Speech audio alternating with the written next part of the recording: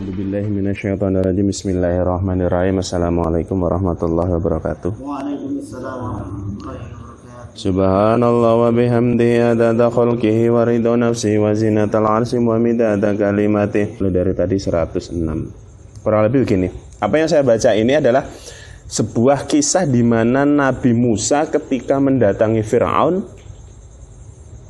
yang mengajak Fir'aun itu untuk beriman kepada Allah. Intinya gini, Musa itu datang ke Fir'aun bahwa dia itu membawa risalah yang benar, membawa wahyu dari Allah agar Fir'aun ini adalah tunduk terhadap aturan-aturan Allah. Tapi ternyata Fir'aun tidak mau.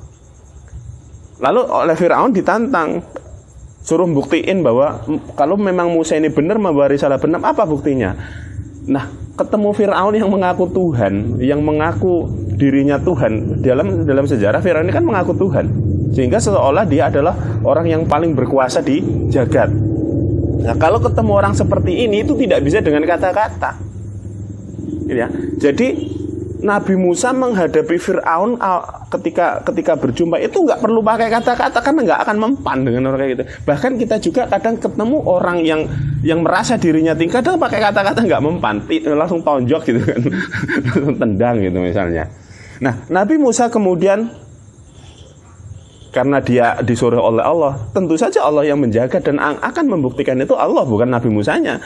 Maka Nabi Musa itu melemparkan tongkatnya. Tongkat dilemparkan jadi ular besar.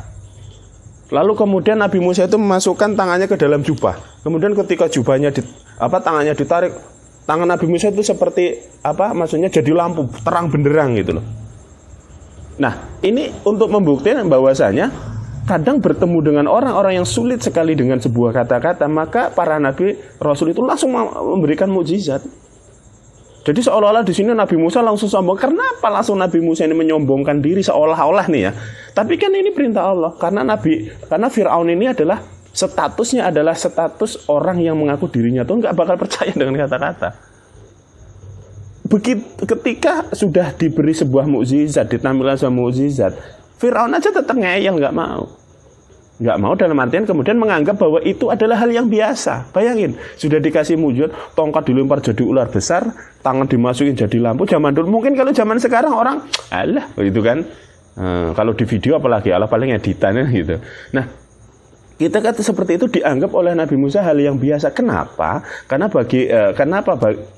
oleh Fir'aun dianggap biasa? Karena bagi Fir'aun dia punya tukang sihir yang sama bisa seperti itu loh maksudnya.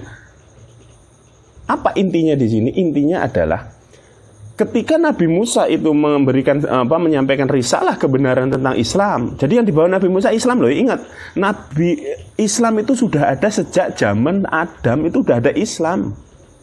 Agama-agama berikutnya itu, amin ya, dalam Al-Quran tidak pernah disebutkan ada agama baru selain Islam, itu tidak ada. Intinya gini, ya, ketika saya membicarakan tentang Rasul dan para anbiya, para nabi, ketika mereka itu dalam arti membawa risalah, berarti risalah Islam. Apa maksud Islam? Keselamatan. Melalui apa? Melalui wahyu. Ya. Nah, disinilah muncul ketika Fir'aun itu menganggap apa yang dilakukan Musa itu adalah hal yang biasa saja. Karena apa? Dia punya tukang sihir. Akhirnya apa? Fir'aun itu menunjukkan, panggil semua tukang sihir terbaik di negeri itu. Akhirnya apa? Tukang sihirnya datang semua. Akhirnya apa? Ketika sudah datang diajaklah beradu. Diajak aduan sihir gitu maksudnya. Aduan sihir. Karena dari awal Nabi Musa sudah melemparkan tongkat. Nah, kemudian tukang sihir ini nantang, ya udah Musa, kalau kamu memang hebat, karena dia tahu ya, sudah mau saya dulu ngelemparin tongkatmu, kamu lempar dulu tongkatmu atau tongkat kami yang akan dilempar duluan. Jadi dikeroyok, Nabi Musa ini dikeroyok oleh para tukang sihir. Lalu apa kata Nabi Musa? Ya sudah, engkau duluan. Lalu tukang sihir itu melempar, entah melempar apa, intinya dilemparkan jadi ular yang sangat banyak, tapi ularnya kecil-kecil. Lalu muncullah Allah dalam hal itu adalah muncul wahyu ya dari Allah bahwa Nabi Musa suruh melemparkan tongkatnya. Dilemparlah tongkat itu kembali, terjadilah tongkat itu menjadi ular besar dan melahap ular-ular kecil. Barulah di situ tukang sihirnya ini kaget, ya kalah. Tapi nanti ada kata-kata yang bisa menjadikan tukang sihir ini menjadi don. Menjadi don itu artinya apa? Tukang sihir, para pembesar-pembesar Firaun ini jadi, maksudnya itu jadi begini ya, jadi ngedon terus kemudian jadi tidak percaya lagi dengan Firaun. Itu bukan dengan mukjizat, tapi dengan mukjizat kalimat. Ini tadi kisah bahwa intinya di sihir ya, yang saya akan bahas adalah intinya sihir. Ada sebagian orang, sebagian riwayat menyatakan bahwa saya pernah membaca dalam sebuah riwayat, ya wallahu alam ya benar atau tidaknya. Sebetulnya di era zaman Firaun dulu, di Mesir zaman dulu, itu karena teknologinya maju. Salah satunya adalah kemampuan orang-orang di zaman dulu mampu untuk melakukan chemistry, yaitu apa, ilmu-ilmu kimia loh, fisika kimia itu.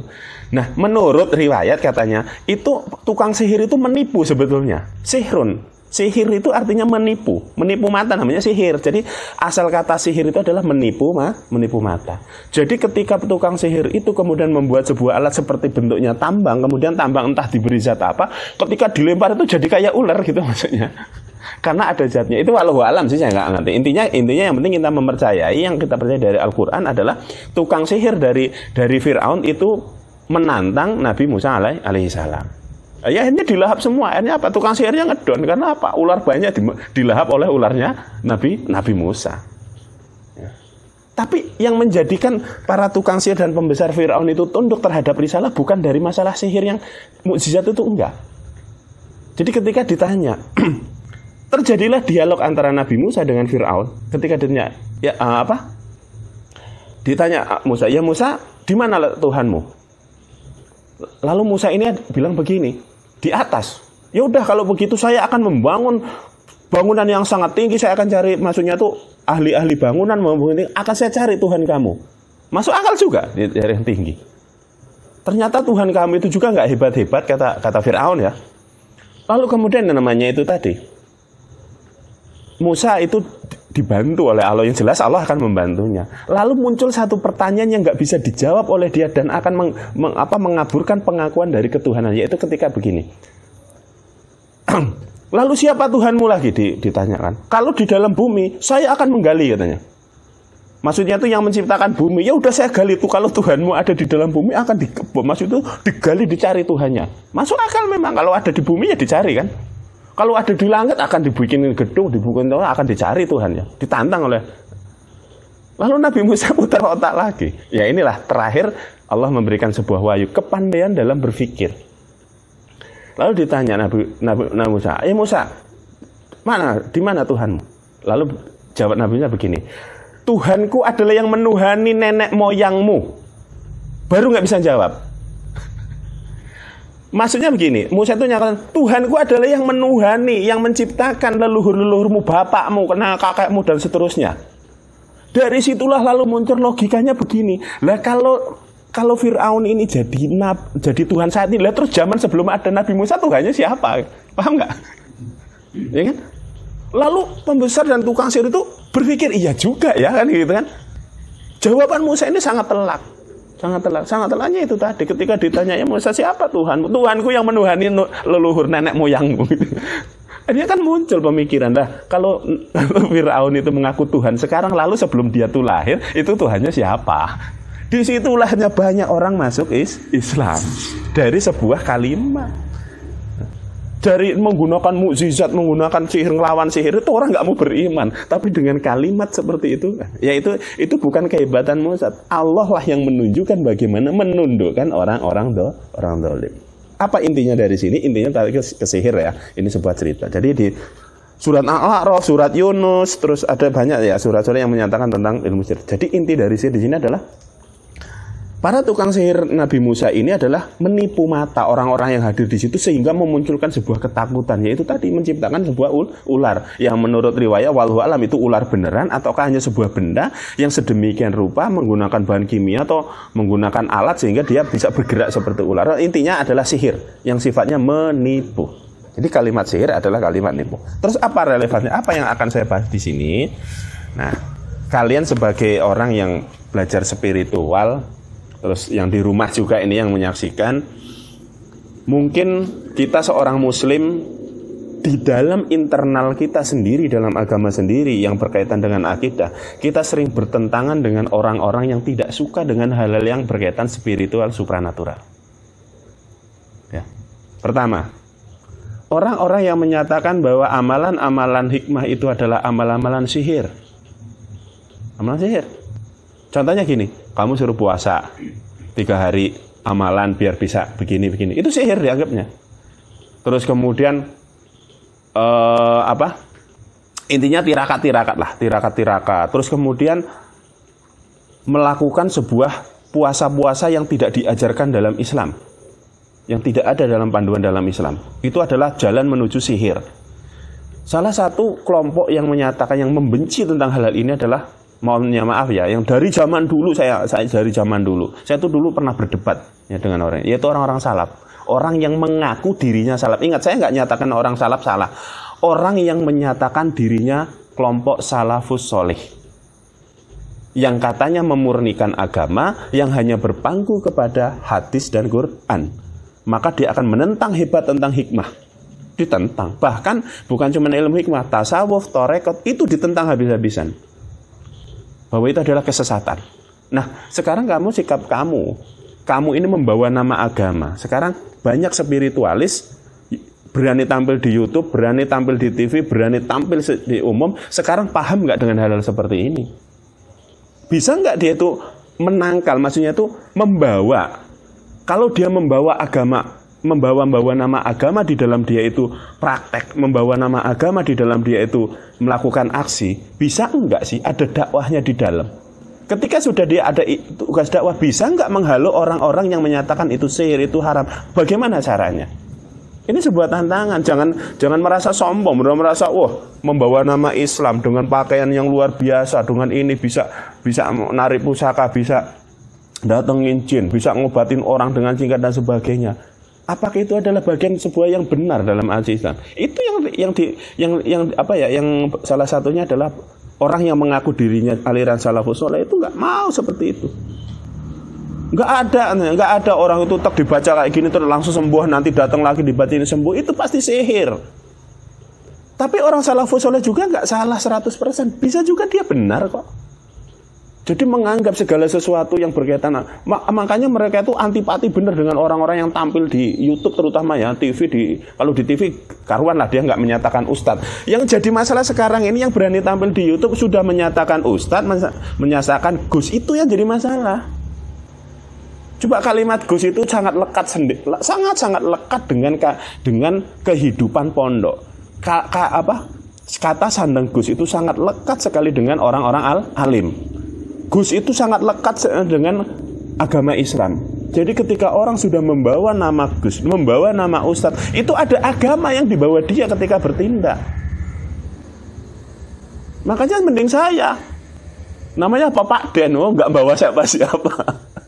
Makanya nama saya apa? Nggak mau sih dipanggil Gus. Dipanggil Ustadz nggak mau. Nggak usah panggil Bapak aja. Bapak itu bisa jadi apapun juga. Makanya saya ngeri membawa nama Gus. Ya walaupun saya orang sini ya, Gus itu kan panggilan untuk anak kiai ya. Sekarang ini nggak anak kiai aja dianggap Gus. Namanya Agus, panggilannya Gus gitu kan. Jadi yang perlu diluruskan adalah pola pikir kita. Mampu nggak sih orang-orang yang berani tampil membawa nama-nama agama, membawa keislaman, yang katanya membawa ilmu hikmah, bisa nggak dia itu menjadi tameng ketika akan berkaitan dengan saudaranya sendiri, yaitu yang menyatakan dirinya orang salafus soleh, yang memurnikan agama, bahwa tindakan-tindakan seperti itu adalah bagian dari sihir. Bisa nggak dia menghalau itu? Terus bisa nggak memberikan penjelasan kepada orang-orang, terutama adalah orang-orang awam, ya, orang-orang awam kaum muslimin yang nggak paham tentang itu. Yang selama ini yang terjadi itu kan nggak kayak gitu. Ya pokoknya tampil nyari duit, dikenal orang, pokoknya berpakaian dengan sebagus-bagusnya biar dipercaya begini begitu. Kan itu sekarang yang banyak. Saya nggak akan nyebut 1-2 orang. Pokoknya apa yang dilihat, coba perhatikan lah. Sudah berani tampil itu jarang. Amitnya ngomong, saya nggak menghina agama. Belum ada ketika mau narik bis, haleluya, nggak ada. Allahu Akbar, la ilaha illallah, bismillah, kayak gitu semua kok. Iya nggak? Iya kan? Enggak ada, saya belum pernah ketemu tuh menarik pakai bahasa Buddha, swastiastu sang, itu kan enggak ada tak. Sing sang batang mangre enggak ada. Pokoknya la ilaha illallah Allahu akbar. Boleh. Sekarang itu yang menjadi problem, menjadi dilema bagi kita itu orang-orang Islam di dalam Islam sendiri adalah mulai hilangnya pegangan tentang hikmah itu sendiri. Sudah mulai kebablasan, sudah mulai menceng sangat jauh. Masalah ilmu spiritual itu sudah mulai menjadi supranatural ke arah sihir. Jadi orang salafus soleh itu ya ada benernya juga, menyatakan sihir itu ada benernya, tapi tidak 100% benar. Mereka karena tidak bisa memahami itu. Nah, disinilah ya, saya yang selama ini memberikan hiburan. Makanya saya sering hal-hal yang bersifat supranatural itu anggap hiburan, nggak usah dianggap sesuatu yang masuk itu serius, sesuatu yang wah gitu. Saya nggak ingin kayak gitu. Nanti image kita, mindset kita menjadi keliru, malah agama tujuannya malah ke situ gitu maksudnya. Jangan sampai. Makanya kita ini sering ngadain acara itu anggap hiburan lah, udahlah anggap hiburan, nggak usah digedar-gedaran, nggak usah merasa itu wah yang spektakuler gitu ya. Bisa narik jin, narik pusaka, bisa itu spektakuler, itu keliru besar. Hilang nanti. Kemampuan kita beragama menjadi hilang, tertindas oleh hal-hal kespektakuleran seperti itu. Sama ketika di zaman Fir'aun, orang-orang begitu takjub dengan ilmu sihir sehingga mereka itu adalah terpaku kepada kemauan si Fir'aun itu, karena Fir'aun memiliki memiliki pengikut yang sihirnya sangat tinggi sehingga menjadi penipu bagi umatnya sehingga mereka dipercaya jadi Tuhan. Sekarang bayangkan, oke lah kita nggak arahnya ke Tuhan lah ya, nggak arah Tuhan. Sekarang kalau ada orang katanya spiritualis, bisa narik pusaka, narik benda, bisa menelaah, bisa mencari orang hilang di gunung dan sebagainya, terus dianggap punya karomah. Nah ini itu sama aja ketika orang menyatakan dirinya itu hebat, seperti halnya mengagumi Fir'aun jadi Tuhan. Jadi ketika ada sekarang spiritualis yang setiap dimintain bantuan, neplek orang ceplek gitu sembuh, bisa jalan, neplek orang sembuh, itu dibilang karomah, itu ngaco gitu. Nah maksud saya adalah kita inilah sebetulnya sekarang ini yang mulai coba otaknya kita benerin dulu. Ketika belajar spiritual, saya ingin otak kamu belajar. Pahami dulu agama itu, cari seluk-beluk dari awal agar kita ini tidak justru malah merusak umat kita sendiri. Saudara-saudara kita rusak sendiri mindsetnya loh, bukan merusak hidupnya, merusak mindsetnya ke arah hal-hal yang selalu mistis, supranatural, ya sesuatu yang menakjubkan, spektakuler, sehingga mereka justru malah kehilangan momen mencari jati diri, mencari kemakrifatan kepada Allah itu hilang malahan. Ya tugas kamu yang muda-muda nantinya. Kedepannya seperti apa? Apakah agama ini nanti akan dibawa oleh para spiritualis menjadi sebuah ajang tempat sihir gitu kan? Nah ini yang masih punya otak, masih punya hati lah ya maksudnya, masih mau berpikir keras, ya ini tugas kita. Bukan berarti mereka salah, itu enggak. Saya nggak nyalahin spiritualis itu, saya nggak nyalahin. Maksudnya itu mereka itu kadang keluar dari zona-zona di mana ini loh yang seharusnya dipegang teguh. Ada inti dakwah di dalam mereka selalu berbuat. Spiritualis itu punya satu tanggung jawab besar, bukan cuma ngobatin orang, kamu itu sembuh, ngobatin orang sembuh, ya, dimintain bantuan hajat, semua terkabul, terus kamu merasa bangga, semua sudah terbantu. Bukan itu loh, bukan itu tujuannya. Kamu mampu mengobati orang sembuh, orang punya hajat datang ke tempatmu dan kamu bisa menyelesaikan semua hajat, terus kamu merasa sudah membantu, benar, itu keliru. Yang harus kamu pegang teguh adalah kamu harus membawa orang-orang yang datang ke kamu kembali ke jalan Allah. Ketika mereka diobati kamu sembuh, kamu punya hak untuk mendakwahi mereka. Bagaimana ini terjadi? Kesembuhan itu seperti apa jalannya? Terus bagaimana kalau sudah sembuh, pasca kesembuhan itu harus apa yang dilakukan? Itu harus ada dakwahnya di situ. Ini sekarang itu enggak, orang spiritual itu bangga, seneng banget, bisa ini, bisa itu, bisa ini, sembuh. Testimoni, ini munculkan testimoni.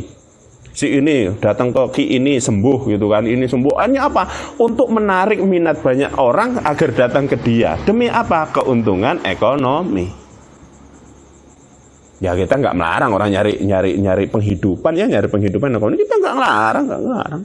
Cuman kembali itu tadi, ada tanggung jawab besar pada seorang spiritual bahwa ada nilai dakwah di dalamnya. Apa yang dia lakukan harus memiliki dasar yang jelas. Ketika ditanya tentang masalah apa dasarnya, bagaimana hukumnya, ini seperti apa sih, gitu kan? Bagaimana agar orang itu mindsetnya tidak selalu ke arah yang supranatural. Agama itu bukan supranatural. Agama itu ada mistisnya, tapi nggak semua agama itu harus dikelayakan dengan mistis. Oke, sekarang kembali ke masalah sihir. Nah, salah satu yang dipermasalahkan oleh orang salafus soleh yang mengaku dirinya adalah orang-orang soleh yang ingin memurnikan agama adalah kitab-kitab yang mengajarkan tentang sihir. Yaitu kitab apa yang paling terkenal? Ini saya punya kitabnya. Ini dua. Yang pertama adalah Syamsul Ma'arif. Ini bentuknya ya. Kitab Syamsul Ma'arif aslinya bentuknya itu adalah kitab dalam bahasa Arab. Ini saya masih ingat almarhum bapak itu punya dulu. Punya kitab Syamsul Ma'arif, sampulnya warnanya merah. Itu asli masih cetakan Arab. Terus yang kedua ada kitab Mujarobat Dairobi ini. Ini banyak banget nih dijual di Tokopedia, di mana-mana banyak banget. Terus banyak lagi kitab-kitab lain. Mujarobat Kubro, ada Jaljalut. Terus apa ya? Mujarobat itu banyak banget loh. Mujarobat itu banyak, bukan cuma ini. Tapi ini induk dari Mujarobat, yaitu kitab Mujarobat Al-Dairobi. Terus ini kitab Syamsul Ma'arif, yang kitab sangat lama ini. Syamsul Ma'arif itu kitab zaman dulu. Ya, yang dikarang oleh Syekh Ahmad bin Ali Al-Buni. Jadi Syamsul Ma'arif ini diciptakan oleh Al-Buni. Makanya kalau orang-orang salaf itu bilang begini, kamu pakai kitab apanya? Kitabnya Al-Buni ya, kayak gitu itu maksudnya. Kamu tuh pasti kitabnya Al-Buni, itu maksudnya Syamsul Ma'arif yang dibahas. Atau kamu kalau mau ngelancarin hajat itu gini, pakai apa? Pakai Dairobi ya gitu. Pakai Dairobi berarti maksudnya ini Mujarobat. Ya. Ini kitab aslinya bentuknya Arab, ini yang sudah diterjemahkan. Masih banyak. Dua kitab ini, kenapa Mujarobat dan Syamsul Ma'arif? Karena ini kitab tua. Ini dua kitab tua yang menjadi rujukan dalam ilmu hikmah supranatural. Ingat, hikmah ada dua ya. Saya sudah pernah bahas di penulisnya. Hikmah itu ada hikmah, maksudnya ilmu hikmah murni, yaitu ilmu yang menghikmahi hakikat Al-Quran.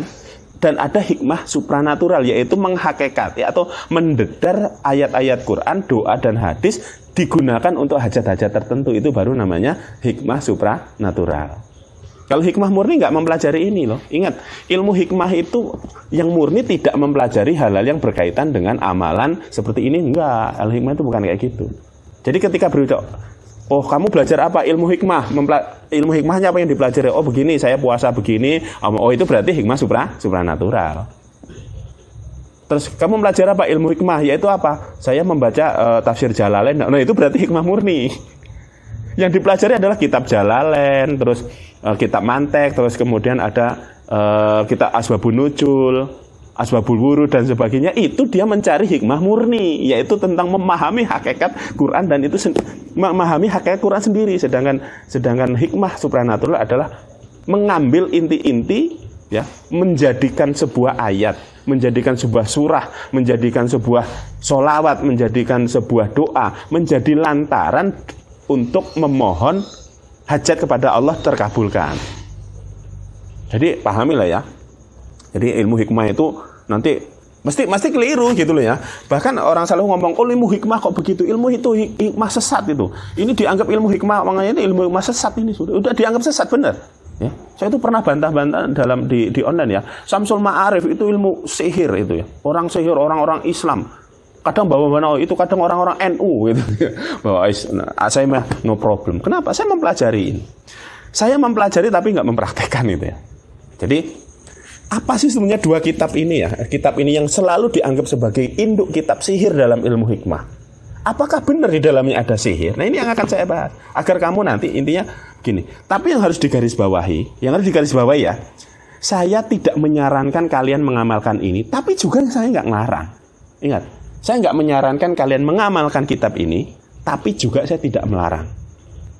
Tuh, Pak Den nggak punya, berarti Pak Den ini nggak punya ketegasan. Maksud saya begini, coba kita analisis dulu, kita analisa dulu, kita pelajari dulu, hakikatnya ini bagaimana. Nanti setelah itu kamu evaluasi, kamu ambil keputusannya. Nah, dari evaluasi itu kamu nanti akan menentukan, kira-kira kitab ini memang pantas nggak kamu amalkan, gitu loh maksud saya. Jadi saya nggak nyuruh, saya juga nggak ngelarang. Saya inginnya kamu pelajari dulu, maknanya sejarahnya itu gimana. Jadi nanti kamu ketika mengevaluasi, setelah dianalisis, oh begini-begini dari apa yang saya sampaikan, nanti kamu evaluasi, baru kamu bisa mengambil keputusan, gitu loh maksudnya. Jadi yang saya sampaikan ini bukan berarti saya mengajarkan. Saya ingin mendadari. Saya punya bukan berarti saya ini ngamalin. Enggak, saya enggak. Ya memang ada beberapa yang saya amalin, tapi saya racik sendiri gitu ya. Saya racik sendiri. Saya enggak mengikuti ini. Hanya beberapa ayat ini saya racik sendiri. Saya ambil intinya. Nah, dalam Syamsul Ma'arif, ini saya Ahmad bin Ali Al-Buni. Ini sangat terkenal banget ya. Sangat terkenal banget ini. Nah, di dalam Syamsul Ma'arif ini intinya adalah mencari atau ya mendedar hikmah dari khasiat-khasiat per ayat, per surat, atau sholawat, atau doa, sehingga ditujukan untuk sebuah maksud tertentu atau hajat. Contohnya begini, misalkan untuk mencerdaskan akal nih dalam kitab Syamsul Ma'arif, untuk mencerdaskan akal, maka yang digunakan adalah ayat kursi. Ayat kursi sekian. Terus saat tidur agar dijaga oleh 2 malaikat, yaitu menggunakan ini, meredakan amarah dan emosi supaya tidak terlihat oleh musuh, maksudnya ilmu panglimunan ya, biar nggak terlihat musuh. Terus memiliki pandangan rohani yang tajam. Terus kemudian di sini ada bab hikmah Asmaul Husna. Bagaimana menggunakan kalimat Ar-Rahman, kalimat Ar-Rahim, Al-Malik, Al-Qudus digunakan untuk mengabulkan hajat kita. Yang paling banyak nanti jabul rizki, yaitu apa? Untuk biar rizkinya lancar. Ya Fatahu, ya Kafiyo, ya Ghaniyo, Fatah, ya Rozak. Loh, kita aja baca kan di manakib kan, dikir manakib. Nah, kalau kamu membaca dari awal dari apa yang disajikan di sini, ini bentuk sihirnya mana saja bingung. Bentuk sihirnya di mana gitu maksudnya. Loh, di sini disebutkan, oh ayat ini digunakan untuk hajat ini, ayat ini. Nah, yang sebetulnya dipermasalahkan oleh orang-orang salaf itu begini loh. Loh, ayat itu loh. Ayat misalkan basmalah, di sini basmalah. Ini contoh di bab 1.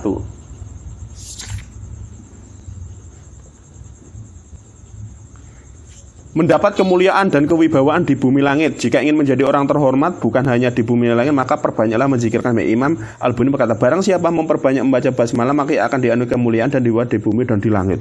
Kemudian didedar oleh ahli-ahli yang lain, sehingga ada membaca bismillah dalam sekali dalam satu bacaan, dalam misalkan habis sholat, diamalkan habis sholat subuh 1000 kali misalkan, maka dia nanti akan berwibawa. Nah, yang di masalah itu begini loh maksudnya. Lah bismillah kok dipakai kayak gitu maksudnya. Paham enggak?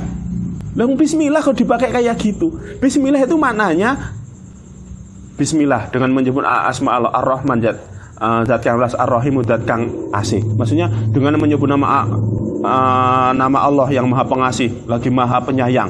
Itu kan makna di dalamnya secara tafsirnya itu adalah mengagungkan Allah. Lah kenapa digunakan ini dibaca untuk wibawa? Itu loh yang jadi masalah sebetulnya bagi mereka. Sehingga ada istilah, loh bismillah ini ternyata dimencengin. Bismillah ini kalimat tauhid, kenapa ditujuin untuk mencari kewibawaan? Sebetulnya mereka benar, ya benar, orang salah itu benar. Lah kamu baca bismillah selama ini solawatan ya, yang lagi ngetren tibul kulub ya. Solawat tibul kulub digunakan untuk ini itu. Itu pasti diprotes orang mereka. Loh solawat kok digunakan untuk melancarkan rizki, digunakan untuk menjaga rumah, digunakan untuk memagari diri. Itu dari mana asalnya? Ini yang jadi masalah. Sehingga hakikat solawat hilang. Tapi ada benernya, memang mereka ada benernya. Kamu sholawat banyak demi untuk mencapai rezeki. Sholawat itu untuk apa sih sebetulnya?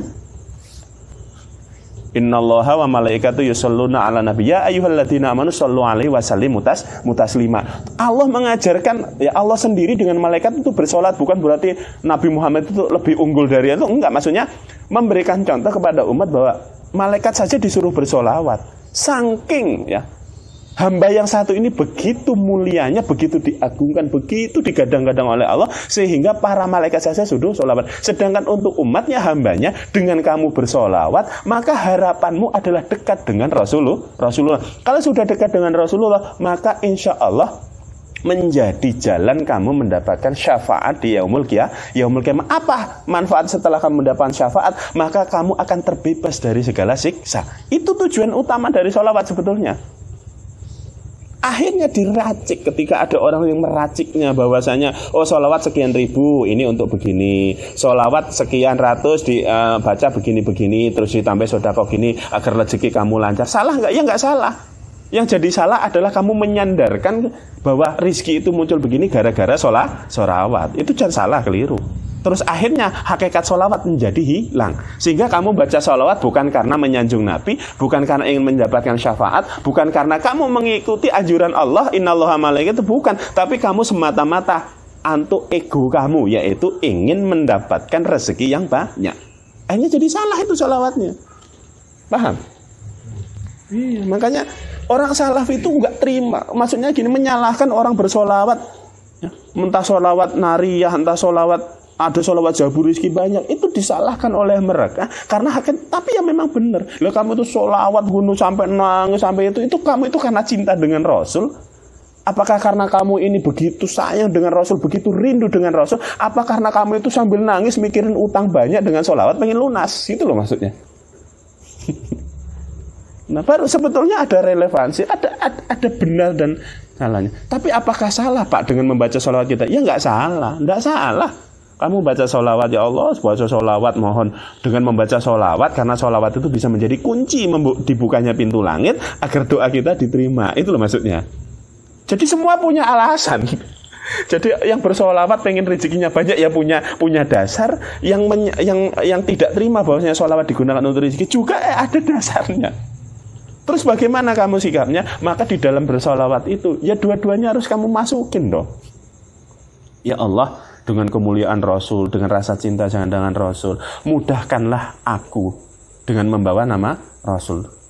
Nah, ketika kamu sudah jatuh cinta ke Rasul, sudah begitu cinta kepada Rasul, kamu begitu dekat dengan Rasul, lalu bagaimana Allah tidak mengabulkan apa yang kamu minta, sedangkan kamu ini adalah orang dekatnya Rasulullah, gitu loh maksudnya. Jadi kamu harus dekat dulu dengan Rasul, menggunakan sholawat itu harus dekat dulu. Terus bagaimana? Apakah dekatnya cukup dengan sholawat? Ya enggak lah.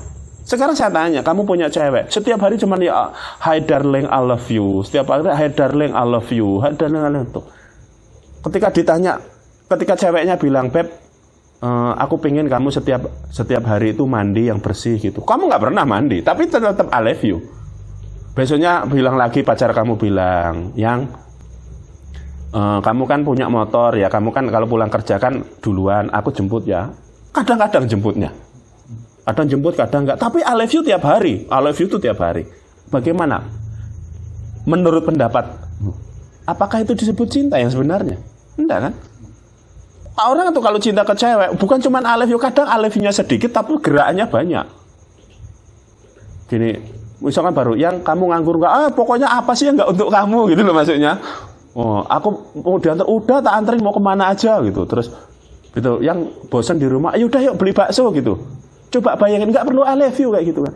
Maksudnya gini loh, ketika kamu cinta ke Rasulullah, kamu merindukan Rasulullah, itu bukan dengan kalimat itu, bukan dengan sholawat, bukan dengan itu, tapi mengikuti apa yang dirisalahkannya, yaitu mengikuti ya, menjalankan syariat dengan benar dan mengikuti sunnah-sunnahnya. Itu baru kamu yang benar-benar cinta ke Rasulullah.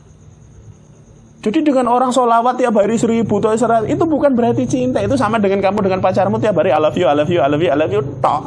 Tapi kamu nggak bergerak untuk melakukan sebuah apa yang diminta oleh pacarmu, kamu nggak bergerak. Begitu juga.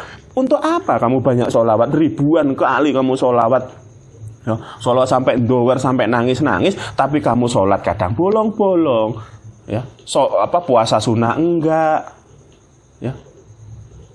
Jadi intinya, ketika ingin dekat dengan Rasul, maka di situ ada muncul, ada dalam surat itu bahwa Rasulullah ini adalah uswatun hasanah, yaitu suri toladan yang baik. Itu di ayat apa ya? Al-Isra ya. Al-Isra itu sesungguhnya di dalam diri Nabi itu ada suri toladan yang baik. Nah, ayatnya lupa saya, nggak salah di Al-Isra. Nah, jadi begini. Orang yang menyatakan tidak setuju bahwa sholawat ini menjadi salah ketika digunakan untuk mencari rezeki, digunakan untuk kewibawaan, digunakan untuk membentengi diri, membagari rumah, karena itu tadi menghilangkan hakikat sholawatnya. Justru kamu dianggap menyeleweng karena menggunakan sholawat bukan untuk peruntukannya. Itu yang. Tapi mereka ya saya anggap benar sih. Jadi kamu baca sholat bukan murni karena cinta sebetulnya. Bisa paham ya? Nah, itu yang saya maksud. Begitu juga dalam hikmah. Ilmu hikmah di sini, basmalah digunakan untuk kue, basmalah digunakan untuk menangkal sihir dan sebagainya. Itu bukan untuk itu. Hakikat bismillah bukan untuk itu. Tapi bagi orang-orang yang mungkin para orang-orang alim, mereka itu menggunakan ini, menggunakan bacaan-bacaan penggalan dari ayat Al-Quran sesuai dengan artinya ya. Contohnya begini, untuk melawan jin. Untuk memagari diri dengan jin. Di sini ada nih hakikat surat Yasin di Mujarobat. Wa ja'alna min baini yang saya ajarkan itu. Apa sih inti dari yang dibaca itu adalah permohonan ke Allah melalui ayat itu. Yang artinya kan ya, maka diberilah dinding di depan, di muka dan di sebagainya kan intinya. Dengan itu kita memiliki sebuah keyakinan bahwa ya Allah, aku berdoa, memohon kepadamu menggunakan firman-Mu yang suci ini. Wa ja'alna min baini aidim sadda wa min sadda. Untuk apa? Memagari diriku dari gangguan-gangguan setan. Jadi ketika membaca hikmah penggalan ini, kamu harus diikuti oleh sebuah keyakinan yang lurus kepada Allah. Itu yang harus. Tapi banyak orang mengamalkan kitab-kitab seperti ini hanya berdasarkan pada tekstual. Tekstual itu maksudnya apa? Ya membaca apa adanya. Akhirnya apa? Punya guru lagi, diijazahin nih, tak ijazahin. Puasa ya 1 minggu, terus kamu kemudian baca nih. Dia ngambil dari Syamsul Ma'arif misalkan.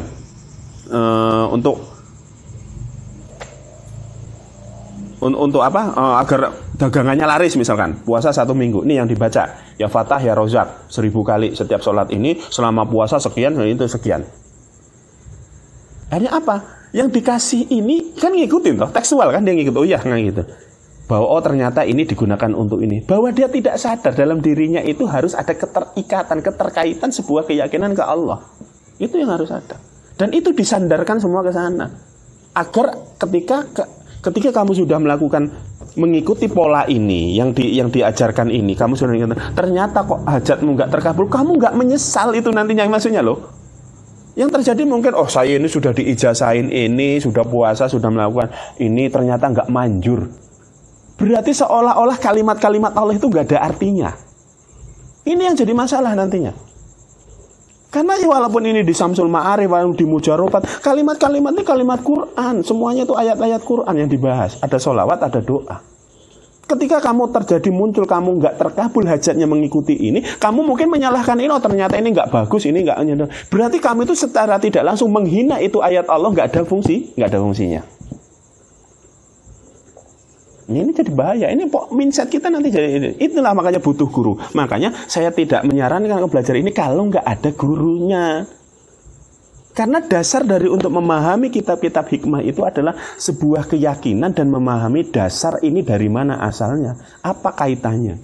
Jadi setiap kamu akan mengamalkan apapun dalam hal itu, harus kamu punya dasar hukum dulu. Minimal tahu hukum fikihnya. Kalau misalkan puasa, ini puasa untuk apa? Hakikatnya seperti apa?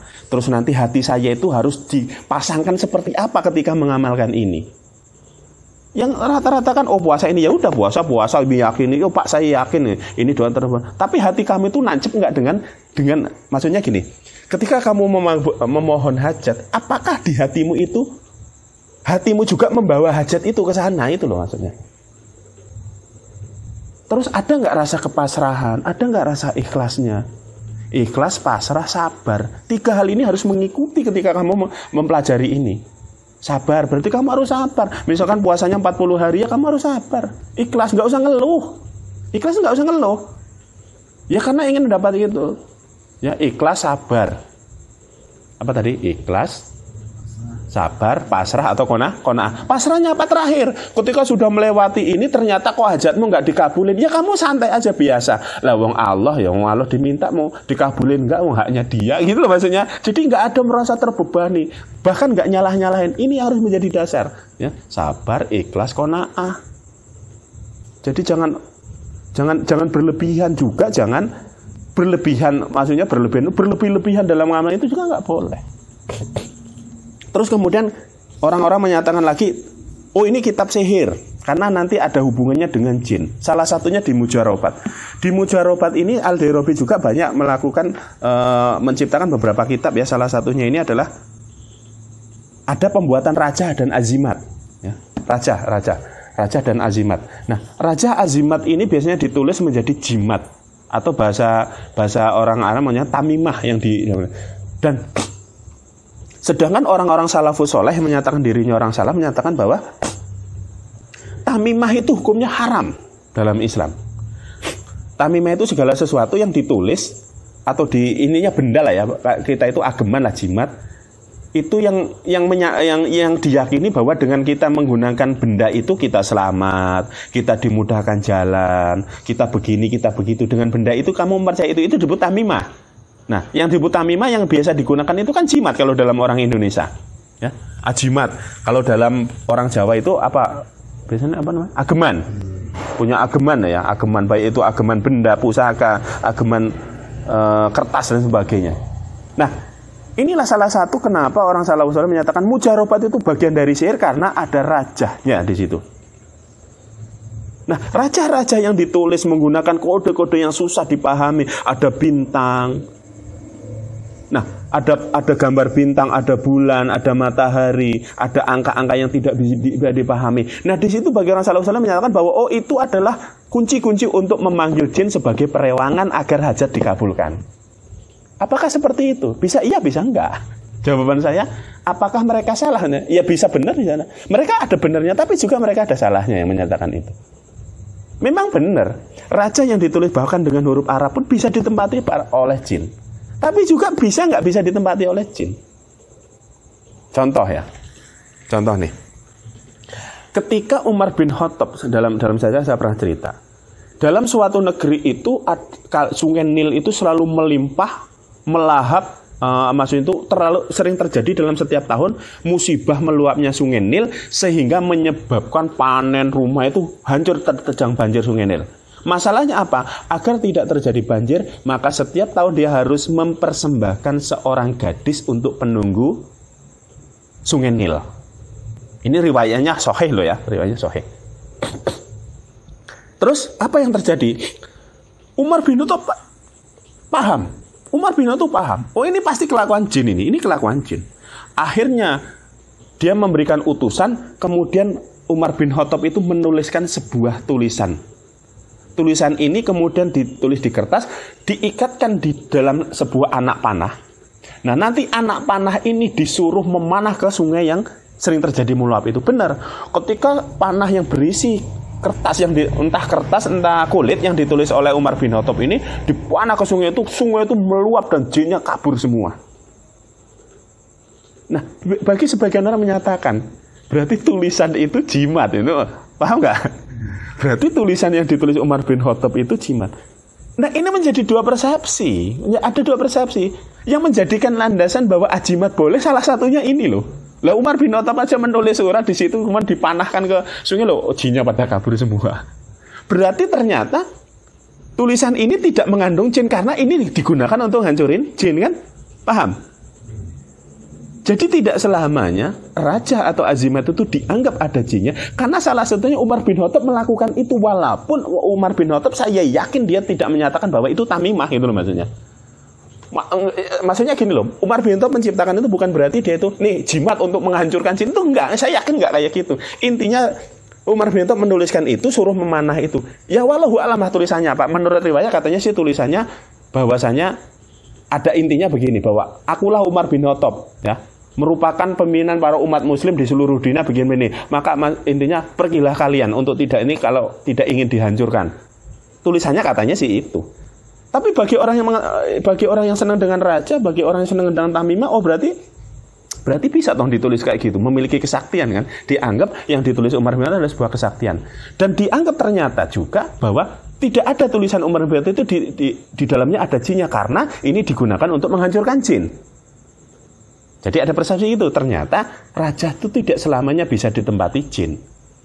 Tapi ada juga raja-raja yang bisa ditempati jin. Ketika para khalifah, bukan khalifah, maksudnya musafir yang orang sering pedagang ya, pembagian pedagang, itu membawa azimat yang digunakan agar untuk selamat di perjalanan. Ternyata di jimat-jimat mereka itu ada jinnya gitu loh.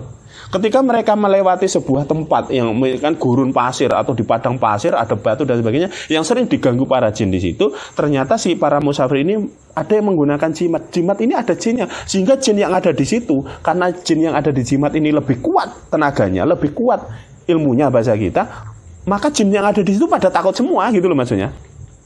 Nah ternyata jimat juga bisa dimasuki jin. Nah ini ya persepsi orang yang menyatakan bahwa mujarobat ini ada tamimahnya, ada apa ya tadi raja-rajanya. Oh itu ditempati jin. Ya memang mereka benar ya bisa ditempati jin bisa. Tapi juga nggak selamanya jin itu bisa nempatin itu. Kenapa nggak bisa menempatin? Lihat dulu siapa yang bikin. Itu yang jadi masalah. Nah, ya mungkin kamu yang suruh nulis raja terus dipanahin di pohon yang ada jinnya belum tentu kabur. Coba kalau Umar bin Khattab langsung kabur gitu kan. Beda sama kamu. Ternyata yang menjadi masalah adalah siapa yang menulis itu kan. Siapa yang menuliskan itu? Siapa yang membuat rajanya dulu? Nah ini jadi mujarobat dianggap kitab sihir karena ada rajahnya di dalamnya. Ya mereka juga saya anggap benar. Ya benar gitu. Tapi nggak selamanya mereka benar. Terus raja ini apa sih? Oh di situ ada perbintangan, menghitung gerakan bintang. Menghitung gerakan bintang untuk menyatakan sesuatu akan terjadi disebut ramal. Dan ramal itu dalam Islam hukumnya haram. Haram hukumnya. Barang siapa orang yang datang ke seorang dukun ya, kahin. Barang siapa yang datang ke seorang kahin, yaitu dengan cara meramal bentuk-bentuk bintang sehingga dia menentukan nasib seseorang begini, dan dia mempercayai itu, maka 40 hari sholatnya tidak diterima. Kan haram hukumnya. Nah, karena dianggap di sini ada pola bintang, matahari dan bulan itu menggunakan pola-pola yang ada di masalah perbintangan itu, maka itu tadi dianggap oh ini sihir ini gitu. Ini sihir. Terus ini ada tulisan Arab kok alif, ba, ta dan sebagainya. Ini apa maksudnya? Orang tulisan Arab kok dibikin kayak gini untuk jimat. Bagi orang-orang hikmah itu ada maknanya, yaitu kalimat abjadun, alif, ba, jim, dal, namanya abjadun. Alif nilainya 10, ba, sekian gitu loh. Itu ada nilainya. Oh ini kalau dalam bahasa Jawa digunggung itu ditambah. Jadi huruf alif kalau ditambah huruf ini menjadi nilainya sekian. Berarti kekuatannya sekian. Nah, itu sebetulnya hanya sebuah persepsi lah ya. Mengukur-ukur bahasa kita tuh mempercayai bahwa itu ukuran loh, bukan kekuatan bahwa ayat ini nanti mampu melakukan ini, bukan mengukur. Nah, dengan ukuran itu ketika misalkan gini, tulisannya alif lam ha, berarti totalnya dikalkulasi 160 gitu kan. Oh ini diwiridkan sebanyak 160. Maksudnya untuk meyakinkan agar kamu tuh terpaku dengan 160 itu, bukan berarti ayat tulisan ini nanti memiliki kekuatan, enggak, tapi memaku dirimu, meyakinkan dirimu agar kamu terikat dengan doa-doamu itu, amalanmu, agar kamu itu tadi pasrah ke Allah dengan kalimat itu. Nah bagi orang yang nggak ngerti itu, oh itu ya haram ya, jadi sihir, ilmu sihir gitu kan. Tapi apa mungkin raja-raja ini ditempati jin? Iya mungkin, sangat mungkin. Justru raja itu sangat mungkin, sangat mungkin. Kenapa saya juga tidak menyarankan ya. Walaupun kamu mempelajari ini, tolong jangan membuat raja, itu aja. Jangan bikin raja, walaupun oh begini, ini pakai minyak ini, nulisnya pakai minyak huruf alif. Kalau mau nulis misalkan tanggal sekian, jam sekian, ketika matahari di posisi sekian atau bulan posisi sekian, itu saya tidak menyarankan itu. Kalau bisa nggak usah pakai itu. Tapi kalau yang amalan-amalan silakan. Jadi ketika raja itu ditulis oleh minyak dan ada keyakinan di situ, itu biasa menjadi inceran para jin untuk bisa masuk di situ. Apalagi orang ini tidak mengerti tentang ilmu-ilmu agama, tidak mengerti ilmu-ilmu hakikat. Ketika dia mengikuti kitab-kitab ini, menulis berdasarkan panduannya saja tanpa ada guru yang membimbing, maka jin itu paham banget, Allah ini lo nggak ngerti tentang hukum hakikat, hukum ini nggak ngerti, maka dia akan menempati kalimat-kalimat yang ditulis menggunakan itu dan diminyaki, itu bisa tempat tinggal. Akhirnya apa? Agar orang yang membuat raja ini menjadi yakin bahwasanya apa yang dia ciptakan ini menjadi terkabul, maka jin-jin inilah nanti yang akan masuk dan membantunya di situ.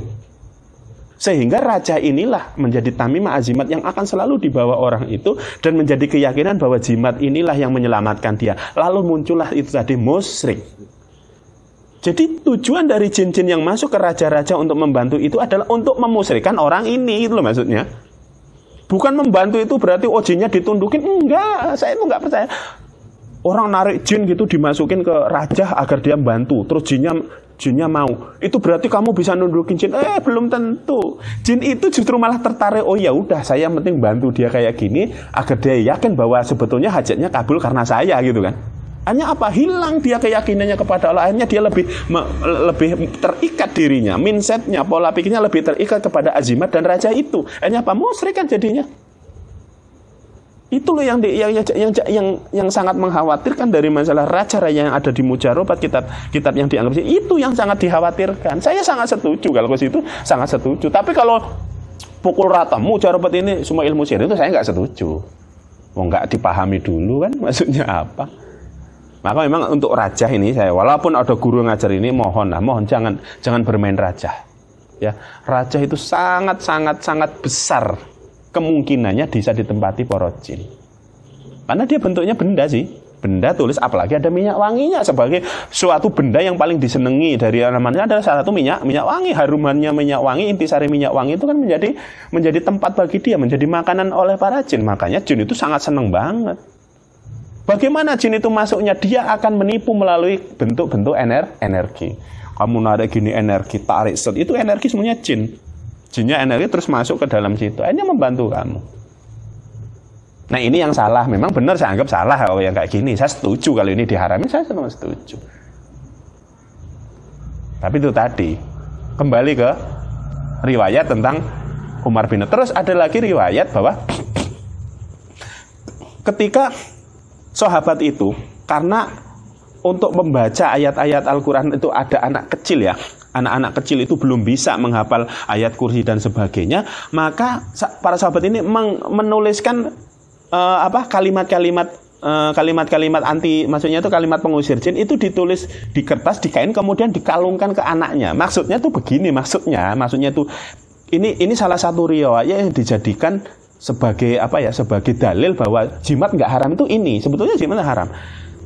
Jadi ketika anak kecil yang belum mampu membaca Al-Quran, belum mampu menghafal untuk melindungi dirinya dengan ayat-ayat Al-Quran, maka orang tuanya membuatkan itu dituliskan ke dalam sebuah kain, dan kain itu dikalungkan di badan. Maksudnya itu sebetulnya intinya. Karena anak ini belum bisa baca Al-Quran, belum bisa menghafal Al-Quran, maka dikalungkan dengan harapan ayat Al-Quran inilah ya sebagai prasarana agar Allah itu memberikan perlindung. Bukan karena rajanya, itu bukan. Tapi banyak ditafsirkan orang bahwa ternyata boleh pakai jimat itu boleh. Itu nyatanya zaman dulu ada sobatnya kayak gitu. Itu maksudnya nggak kayak gitu. Jadi ada sebabnya. Jimat yang ditulis dikalungkan ke anak kecil itu ada sebabnya. Kalau sekarang ini malah buahnya ada bengle, apalagi bambu kuning gitu kan. Biar ini nggak dianu kunti, dikasih bengle, dikasih. Nah itu baru keliru. Saya nggak cocok dengan itu, ya nggak cocok. Nah, jadi riwayat tentang jimat yang dikalungkan di anak kecil itu asbab muasalnya adalah karena anak itu belum mampu menghafal atau menghafal ayat-ayat perlindungan. Itu asal muasalnya. Kalau yang sudah gede-gede nggak boleh pakai itu. Ya, jadi dua kitab ini ya, Syamsul Ma'arif, ya, terus kemudian kitab Mujarobat. Ya. Orang menyatakan itu sihir ya ada betulnya, tapi nggak selamanya betul. Mereka juga salah karena langsung menjustifikasi, langsung mengadili, langsung bahwa ini haram, ini enggak juga.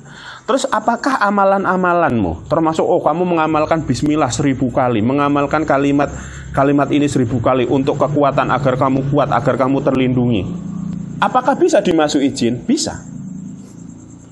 Amalan yang kamu amalkan itu bisa, itu masuk, jin itu masuk ke dalam diri kamu bisa. Lewat mana pintunya?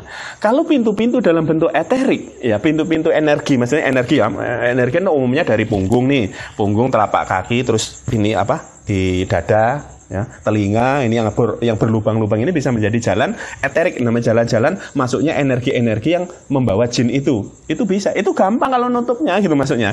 Kalau lubang-lubang eterik ini gampang, benar gampang nutupnya. Bagi yang yakin lah ya, yaitu dengan cara itu tadi. Rasulullah ngajarin, Qul huwallahu ahad itu kan, terus Qul a'udzu birabbin nas malikin nas ilahin nas, suruh tiupkan terus kemudian menyapukan di situ. Itu adalah salah satu teknik menutup lubang-lubang eterik, ya. Yaitu yang diajarkan Rasulullah. Ketika suruh akan tidur kan diajari itu toh. Baca itu kemudian ditiupkan, terus kemudian disapukan seluruh badan merata. Itu teknik untuk menutup lubang-lubang eterik di mana jin-jin dengan energinya masuk ke dalam tubuh itu. Itu dengan itu. Atau dengan tadi waja'alna min baini dengan ayat itu. Atau dengan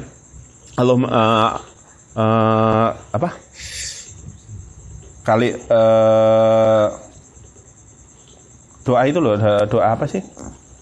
A'udzubi kalimatillahi tammati min syarri ma khalaq ya kan? A'udzubillahi kalimati tammati min syarri ma khalaq itu bisa juga pakai. Itu kan hadis ya, kalau yang a'udzubi kalimati itu hadis ya.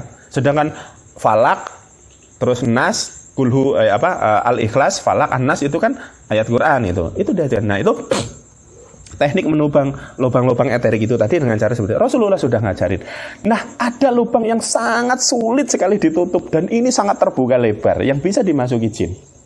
Saya jamin kamu akan sulit nurinnya. Yaitu apa? Sifat yang muncul dari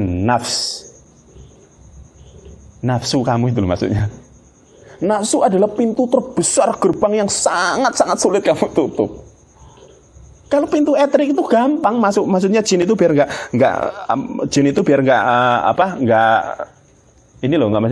masuk ke dalam punggung gitu maksudnya. Itu tadi dengan cara menolong eterik. Sekarang bagaimana sifat jin itu tidak masuk ke dalam hatimu? Itu yang paling sulit kok. Itu yang saya maksud. Kamu mengamalkan amalan-amalan dari kitab Mujarrabah, dari Syamsul Ma'arif yang amalannya, saya Pak amalannya kok Pak, cuman bismillahnya, cuman ayat kursinya, cuman itu. Nah, ketika kamu itu keyakinanmu inilah yang akan menjadi pintu masuk para jin untuk menjadi, bisa jadi khodam, nanti jadi khodammu itu bisa. Ya. Paham nggak kira-kira? Jadi kalau eterik itu bisa kamu tutup, tapi kalau pintu yang ada dalam hati kamu yang tidak nampak itu tadi, yaitu nafsu yang ada di dalam kamu, egois kamu, amarahmu, syahwatmu, itu adalah pintu-pintu gerbang para jin yang paling suka kamu mengamalkan amalan-amalan yang bukan pakai apa ini tadi, raja-raja jimat. Kalau raja-raja jimat itu tempatnya bisa ditempatin. Sekarang bagaimana kamu hanya sebuah amalan, misalkan wirid ya Fatah, ya Khoi, atau ya Fatah, ya Basir, ya Fatah, ya Basir, agar kamu bisa melihat al-ghaib misalkan. Nah, ini jin tertarik ini ngelihat, tertarik. Dia ini perlindungannya kurang, keimanannya kurang, syahwatnya masih ombang-ambing, egonya masih tinggi, rasa riaknya masih tinggi, ujubnya masih tinggi. Bolong itu kamu masuk, ada mendampingi kamu. Ini yang paling sulit, yang paling salah, termasuk saya sendiri itu sulit sekali menghalau hal seperti ini. Kalau eterik itu gampang, insya Allah gampang lah. Bukan gampang itu berarti saya pintar, enggak. Makanya Rasulullah sudah ngajarin itu. Saya cari bagaimana cara menutup lubang-lubang melalui lubang syahwat, melalui lubang riya, melalui lubang itu tadi keyakinan yang begitu luar biasa yang akan diincar oleh para jin ketika kamu malam hari mungkin lagi lebih sholat hajat. Kemudian kamu wirid ya Fatah, ya Fatah, ya Ghaib, ya Fatah, ya Basir, ya Fatah, yang ini dan seterusnya sampai berhari-hari dan sebagainya. Itu kamu akan dilihat oleh jin itu. Mana pintu yang bisa dimasukin untuk masuk? Ternyata eteriknya tertutup semua. Tapi ternyata kamu muncul, ada sebuah energi yang muncul di badannya. Di badan kamu itu muncul. Karena keseharian kamu dan sebagainya, aktivitas kamu itu akan menyisakan energi-energi yang bisa dibaca di luar dari eterik. Itu, ternyata orang ini masih suka sombong. Ini ternyata masih suka pamer. Dia tuh nggak bisa nahan syahwat. Misalkan birahinya tinggi, dia nggak bisa nahan seperti itu. Oke, ditunggu sama jin ini. Tunggu, dari situlah dia masuk. Nah, ini jadi jangan kamu pikir bahwasanya jin itu bisa masuk hanya lewat rajah dan jimat itu enggak. Jin juga bisa masuk dalam tubuh kamu dari sebuah amalan dari Al-Qur'an sekalipun.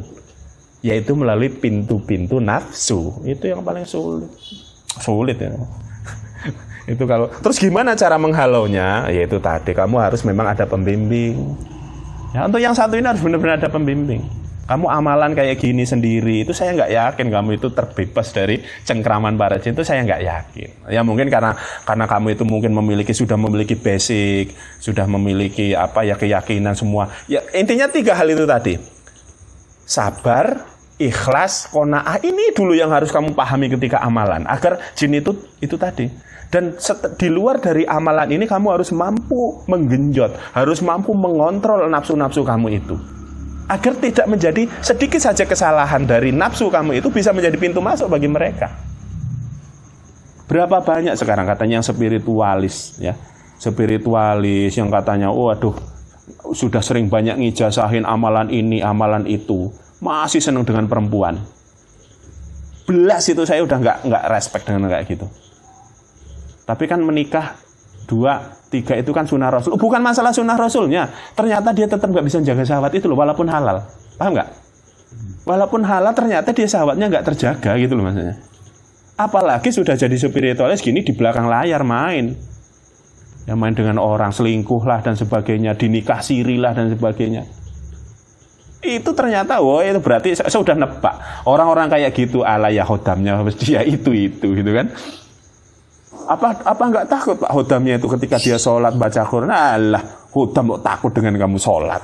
Nafsu kamu yang jelek itu menutupi sholatmu, percaya dengan saya. Maksudnya gini loh. Kamu ini menjadi spiritualis, sholatnya, sholat hajatnya, sholat ini, dikirnya, baca Al-Qur'annya rajin. Tapi kamu masih ada rasa sombong. Sombong kamu dengan orang, masih rasa riak. Syahwatnya enggak ini, di belakang lain sering HP-an, main dengan cewek, gini, sering nonton film porno, sering dan sebagainya. Ini loh yang enggak ada hak. Jadi sholatmu dan ibadahmu selama ini dianggap jin itu enggak ada artinya sama sekali. Karena itu tadi, kamu enggak bisa menutup lubang-lubang yang satu ini. Jadi spiritualis yang amatnya ngomong yang sudah waduh sorbanan sampai diubeng-ubeng sampai ini yang katanya amalin gini. Kalau dia masih belum bisa menahan syahwatnya saja, satu aja dulu. Menahan syahwatnya ngalamat itu jinnya itu ya banyak. Jinnya banyak. Makanya sulit. Sekarang jadi spiritualis murni bener-bener itu jarang. Bukannya nggak ada, jarang banget.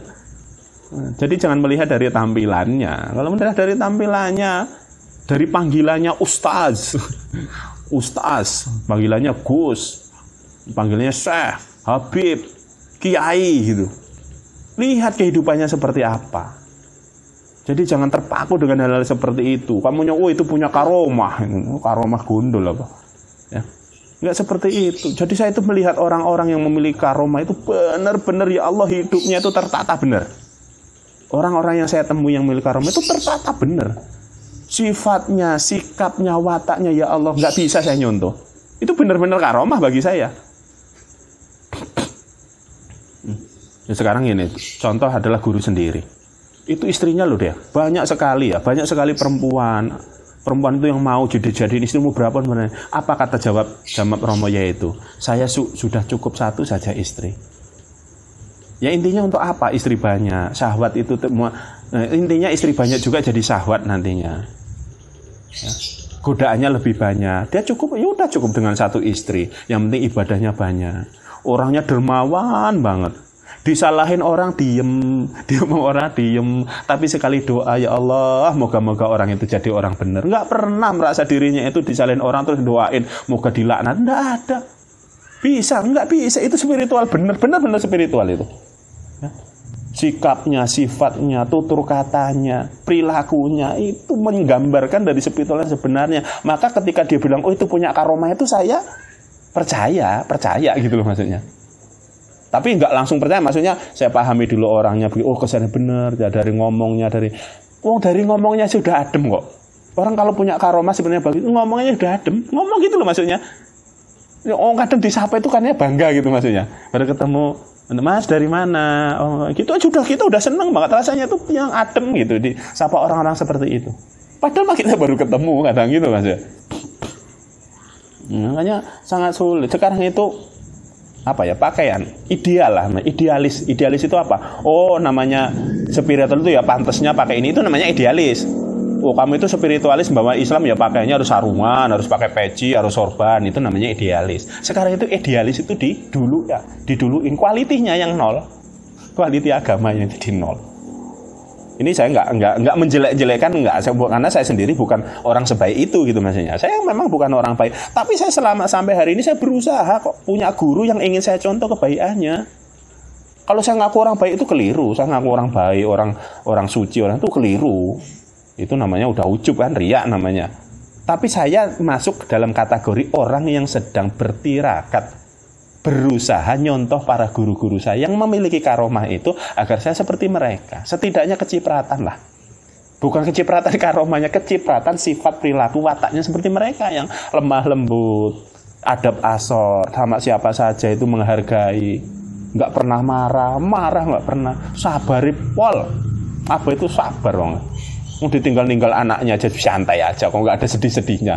Katanya sedihnya saya itu nangisnya di hati, bukan sedihnya itu di mata, ndak. Kalau masalah paling sedih siapa yang nggak sedih ketinggalan? Sedih saya itu, sudah sedih saya itu langsung ke Allah sana kok saya. Enggak. Jadi orang lihat saya itu dikira santai, enggak nih. Kalau bah kapan saya bisa nyontoh kayak gitu? Kita kan kalau kan nangis gerung-gerung gitu kan. Enggak bisa.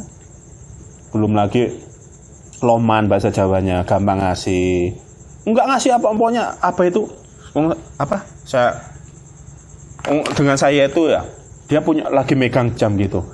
Tahu saya gitu. Kamu nggak punya jam toh? Ada mbah di rumah toh. Udah nih pakai punya saya. Mbah sampai nggak tahu. Alah udah pakai aja. Pakai punya cincin kayak gitu. Kok kamu tuh cincinnya kok kayak gitu? Ini pakai punya saya itu. Bawa jaket, bawa apa? Kaos itu.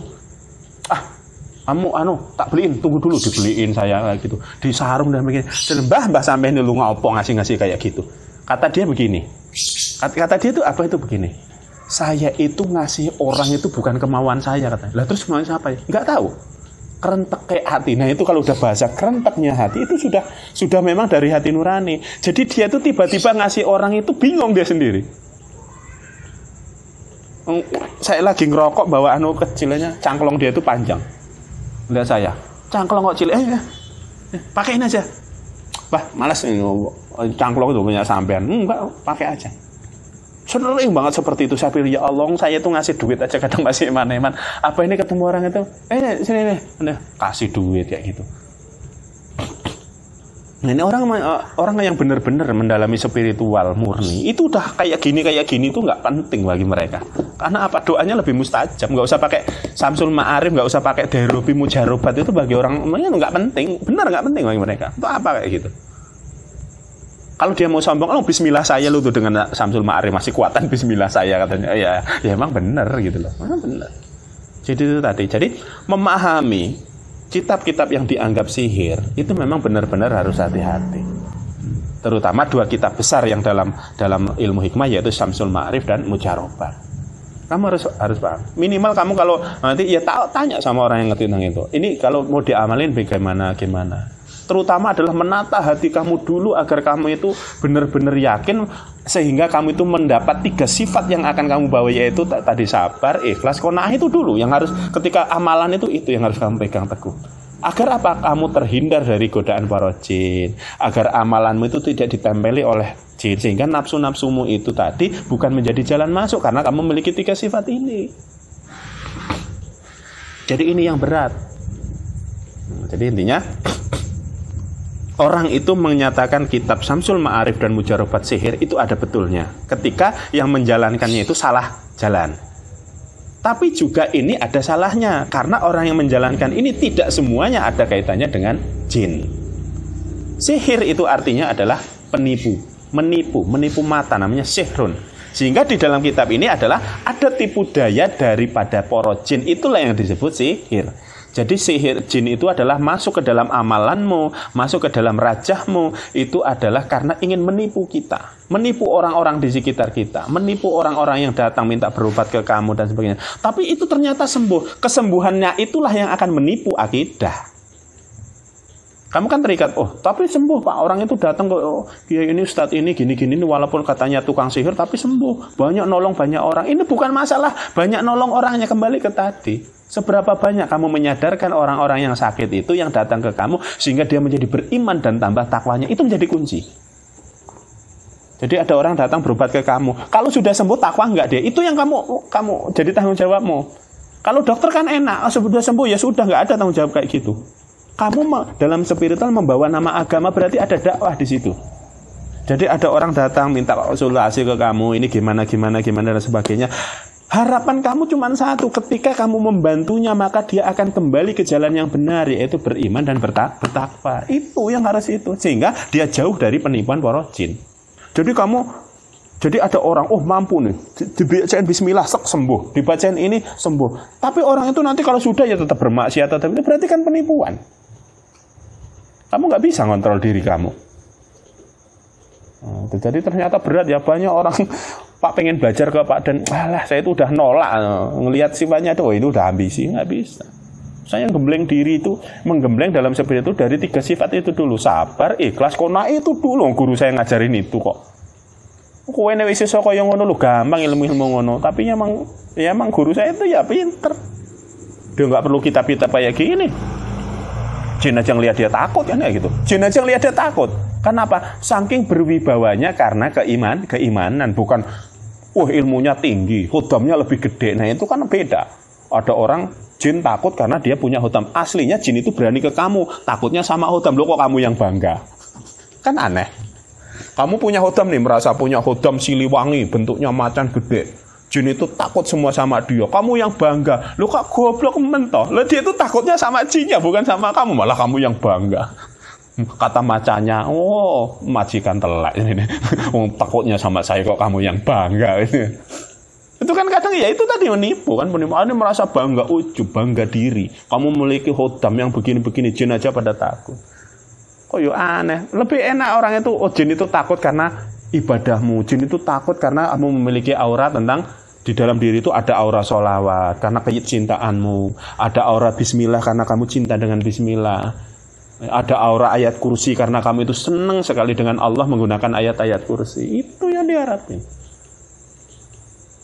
Jadi kesimpulannya tentang ini saya hanya bukan berarti saya itu menyalahkan orang-orang yang menyatakan dua kitab besar dalam ilmu hikmah ini adalah sihir. Ya bagi saya mereka ada benarnya terhadap orang-orang yang salah dalam menggunakan 2 kitab ini. Terus kamu juga ya, untuk semua pemirsa yang di rumah yang nonton di sini, tolong ya pahami, cari guru, cari pembimbing dalam memahami 2 kitab ini, jangan asal.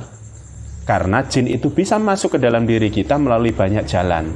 Ketika jalan etrik itu tertutup, tapi ada jalan nafsu yang bisa dimasuki. Ketika rajah itu ditulis oleh orang-orang yang tidak mumpuni, tidak kuat imannya, maka rajah itu juga akan ditempati oleh para jin dan setan. Nah, ini jadi ya memang ribet. Karena spiritual itu berkaitan dengan mistis. Mistis itu nggak selamanya buruk ya. Mistisme itu berarti hal-hal goib. Hal-hal goib itu ya termasuk itu tadi. Sabar, ikhlas itu kan termasuk goib, nggak kelihatan. Ya, karena hal yang sulit dipahami, ada perlu ilmu hakikat dalam memahami ini. Bukan berarti saya ahli hakikat, itu enggak. Karena saya mempelajari, ingin mencari kebenarannya, relevansinya dengan kehidupan kita, hubungannya dengan Al-Quran hadis, hubungannya dengan nafsu kita bagaimana, perjalanan dalam keseharian kita seperti apa. Itu semua ada di situ. Jadi melangkah mempelajari sebuah kitab-kitab yang dianggap sihir itu perlu pembimbing. Perlu orang-orang yang sudah ngerti. Jangan diamalkan sendiri. Yang disebut orang belajar dari buku itu gurunya setan, ya itu yang dimaksud. Salah tafsir, salah ini. Terus ada lagi salah satu nih ya. Ini contoh. Contoh saya bilang kenapa kalau nggak ada pembimbing dia bisa salah tafsir. Di Syamsul Ma'arif, kalau nggak di Dairobi, ada satu amalan di mana untuk bahasanya itu membunuh orang. Itu ada. Kejam benar. Itu begini caranya. Yaitu kita itu membawa batu bata. Ini saya nggak ngajarin sihir loh ya. Ini nggak ngajarin. Ini yang ada di kitab. Batu bata itu kamu bawa. Kamu harus menyendiri di pinggir kali yang sangat jauh dari jangkauan manusia. Maksudnya itu nggak dengar suara manusia, nggak bisa ngelihat manusia. Maksudnya kamu benar-benar terpencil ya. Maksudnya itu menyendiri, cari di pinggir kali. Nah, kamu puasa sehari sembahyang itu puasa. Nah, kamu ketika duduk di satu tempat itu di sini diajarkan kamu membaca surat Yasin itu maksudnya membaca surah Yasin full ya, 83 ayat itu dibaca. Setiap selesai kita itu membaca Yasin, itu membuat garis satu di batanya, di garis. Nah, di bata itu sudah dikasih nama orang yang kita tuju. Itu dikasih namanya. Garis satu, set. Nanti baca Yasin lagi, selesai garis lagi. Kalau sudah selesai ada doanya tertentu. Intinya adalah doa yang untuk menghancurkan orang ini. Lalu bata ini dilemparkan ke kali biar tenggelam. Itu dalam jangka waktu satu mingguan, gelepar orang itu. Nah ini salah satu makanya dalam kitab ini yang membahayakan. Kalau kamu nggak ngerti maksudnya, ini keliru nanti bacanya. Keliru, benar keliru. Aslinya tujuannya bukan kayak gitu loh aslinya. Aslinya tujuannya begini. Yang dimaksud mematikan itu adalah mematikan sifat. Misalnya gini, orang itu jahat gitu loh maksudnya. Yang dimatikan itu sifat jahatnya, maksudnya paham nggak? Oh orang itu tuh, gualah orang itu begini, itu menyakiti kamu.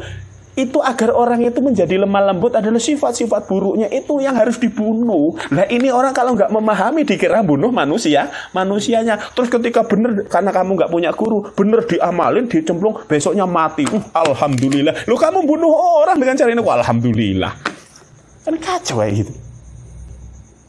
Ini makanya kalau nggak punya guru, ini kayak gini, salah tafsir nantinya. Dikiranya untuk membunuh orang, padahal yang dibunuh itu bukan orangnya maksudnya. Hal-hal yang berkaitan dengan keburukan orang itulah yang dibunuh maksudnya.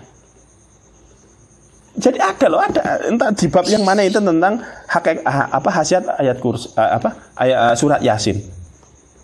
Karena saya dulu begini ya. Lele saya itu kan kiai, juga ngerti ilmu-ilmu kayak gini. Saya nanya, lele itu maksudnya orang kayak kue maksudnya mateni wong iya dosa. Maksudnya membunuh orang dengan cara gini. Membunuh orang itu ada banyak hal. Kamu membunuh, misalkan nujah, bacok, itu kamu dosa. Mendoakan orang mati juga sama dengan membunuh. Paham nggak? Mendoakan orang mati itu sama denganmu. Karena kamu seandainya mampu diberi kemampuan. Misalkan gini, kalau seandainya bunuh orang itu nggak dihukum polisi, kamu pasti berani bunuh. Itu loh maksudnya. Sebetulnya yang kamu takutin itu dosanya membunuh apa takut dipenjara, itu aja. Kamu kan, misalkan kamu berantem sama orang yang jahat kamu nggak berani bunuh itu, nggak berani bunuh orang jahat itu kemungkinan karena kamu takut dipenjara. Bukan karena takut dosa. Itu loh yang jadi. Jadi membunuh orang itu bisa dengan langsung dengan jasa dia, yaitu dengan membunuh langsung atau dengan doa. Ya ini termasuk amalan ini doa ini nggak boleh. Kata Pak Leo saya ngawur, orang kayak kue mau ngapak sih? Orang kayak kue maksudnya. Maksudnya itu yang dibunuh adalah sifat-sifatnya. Mohon ke Allah dengan bacaan itu, ya Allah, sifat-sifat si fulan ini ya Allah bunuh semua sifat-sifat buruknya. Maksudnya agar orang itu kembali menjadi orang yang baik. Lah ini kalau nggak punya guru ya keliru pasti. Ini salah satu aja loh. Ini kalau ini jadi salah banyak nanti, nggak cuma salah satu nih. Ini yang tebelnya segini loh nih.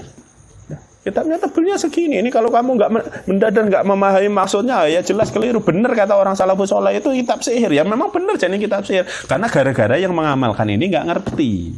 Langsung tekstual, hanya membaca apa adanya kamu kerjakan. Jadi itulah saran saya. Walaupun ini sebagai untuk apa ya, maksudnya itu hasanah ilmu ya, tambahan ilmu yang belajar ini. Kalau ada guru pembimbing dan kamu ngerti ya tetap kamu harus kembali pahami dulu ke dalam. Walaupun kamu punya pembimbing, itu sejalan nggak sih dengan pola pikirmu, dengan agama yang kamu anut, dengan keimanan yang kamu percaya, itu sejalan nggak? Kalau kamu ragu ya sudah jangan. Karena banyak juga yang katanya guru-guru bimbing mengijazah ini juga banyak yang nggak paham tentang hakikatnya ini. Saya orang tua saya sendiri punya Samsul Ma'arif, tapi nggak pernah ngajarin ke saya. Pak Le saya orang hikmah juga, ini cuma hanya tanya-tanya aja, tapi nggak pernah diajarin, nggak usah. Karena apa itu takut? Saya zaman dulu masih muda kan takut, pasti keliru. Orang tua itu pasti takut. Nggak usah mempelajari kayak gitu. Belum wayahnya, dalamnya belum wayahnya itu bukan belum saatnya kamu tahu itu karena kamu masih jauh dengan 3 sifat: sabar, ikhlas, qanaah. Belum bisa sifatnya. Apalagi masih muda kan, masih ambisi.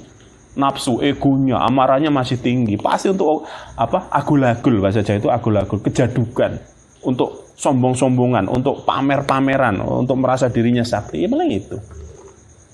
Nah, mungkin hanya itu yang saya sampaikan sebagai hasanah ilmu tambahan untuk kita semua. Mungkin apa yang saya sampaikan ini ada salahnya juga lah, karena saya juga bukan orang yang benar 100%, karena semua itu saya kembalikan ke Allah. Saya mempelajari apapun itu adalah melalui sebuah perenungan yang lama. Saya renungkan dulu dalam memahami ini. Saya cari relevansinya dalam Al-Quran, dalam hadis. Saya cari dari orang-orang soleh seperti apa pemahaman mereka tentang ini, baru saya berani menyampaikan. Ya kalau salah saya mohon ke Allah, mohon ampunan, mohon maghfirah. Kalaupun benar berarti itu adalah petunjuk dari Allah Subhanahu wa taala. Akhirul kalam, wabillahi taufiq hidayah. Assalamualaikum warahmatullahi wabarakatuh. Waalaikumsalam.